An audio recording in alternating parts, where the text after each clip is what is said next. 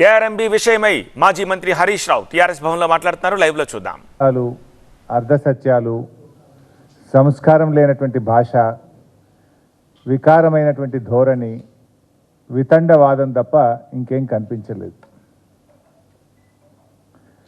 నిన్న టీవీల్లో చూసినటువంటి మేధావులు, విజ్ఞులు, తెలంగాణ ప్రజలు ఈయన మాట్లాడే భాష, ముఖ్యమంత్రి గారి యొక్క ధోరణి చూసి ఒక రాష్ట్ర ముఖ్యమంత్రి ఈ రకంగా మాట్లాడతారా అని చెప్పి అసహించుకున్నటువంటి పరిస్థితి ఉన్నది. ఆయన నిన్న ఉదయమే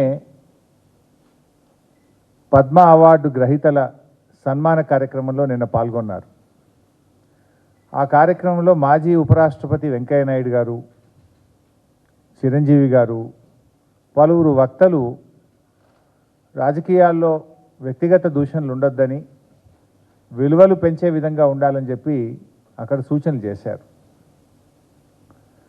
ఆ సమావేశంలో పాల్గొన్నటువంటి ముఖ్యమంత్రి గారు స్వయంగా ఆ పెద్దల సమక్షంలో ఇక తాను ఎంతమాత్రం వ్యక్తిగత దూషణలు చేయబోనని, ఆ సభలో ప్రజలకిచ్చిన హామీని సాయంత్రం అయ్యేసరికి మారిపోయింది.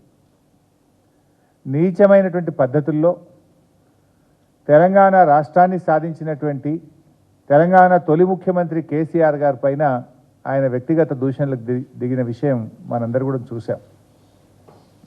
అంటే రేవంత్ రెడ్డి గారి మాట తీరు ఏంటిది, మాట ఇస్తే నిలుపుకునే తీరు ఏంటిది అనేది నిన్న రెండు కూడా తేలిపోయినాయి. ఉదయం మాట ఇచ్చిండు, సాయంత్రానికల్లా మాట ఎత్తేసిండు.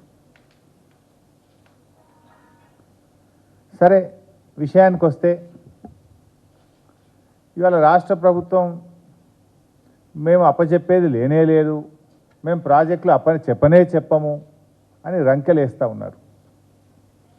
అసలు ఈ సమస్య ఎందుకు వచ్చింది? ఇవాళ మీరు స్పష్టంగా కేఆర్ఎంబి సమావేశాల్లో ప్రాజెక్టులను అప్పచెప్తూ నిర్ణయం తీసుకున్నారు. ఇవాళ నేను అన్ని ఆధారాలతో సహా మీ ముందుకు వచ్చాను.